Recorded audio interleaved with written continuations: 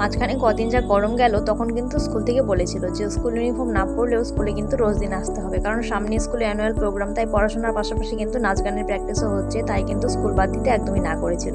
তো মেয়েকে স্কুলে দিয়ে আমিও চলে গিয়েছিলাম সেলাই ক্লাসে, কিন্তু গিয়ে তারপর জানতে পারলাম ম্যাম নাকি আজকে আসবে না। তারপর আর কি চলে গেলাম সেখান থেকে স্টেশনারি দোকানে কিছু কেনাকাটা করতে। তেমন কিছুই কেনাকাটা করিনি, তবে আমার একটা কানের বেশ পছন্দ হয়েছিল কিন্তু নেইনি, কারণ ড্রেস কেনা হয়নি এখনো, কোন ড্রেসের সঙ্গে পরবো সেই জন্য আর কি নেইনি।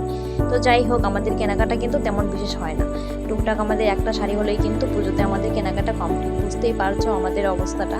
তো যাই হোক, তারপর বাড়িতে ফিরে কিন্তু এত কাজ ছিল যে কি বলবো, সারাটা দিন কীভাবে চলে গিয়েছে বুঝতেই পারিনি। তো আসলে তোমাদেরকে আগের ভিডিওতে বলেছিলাম যে আমি ঘরটাও ঝেড়েছি, তো তাই জন্য আর কি অনেক কাজ ছিল। তো গোছগাছ কমপ্লিট হওয়ার পর কিন্তু হাজব্যান্ড এসে বললো চলো বাজারে যাই। তো তারপর চলে গেলাম বাজারে কেনাকাটা করতে। তো কী কী কেনাকাটা করলাম তোমাদের সঙ্গে অবশ্যই পরে ভিডিওতে শেয়ার করবো। আচ্ছা, তোমাদেরও কি কেনাকাটা কমপ্লিট? তাহলে কমেন্টে জানিয়ে দিও, আর ভালো লাগলে লাইক কমেন্ট শেয়ার করে দিও।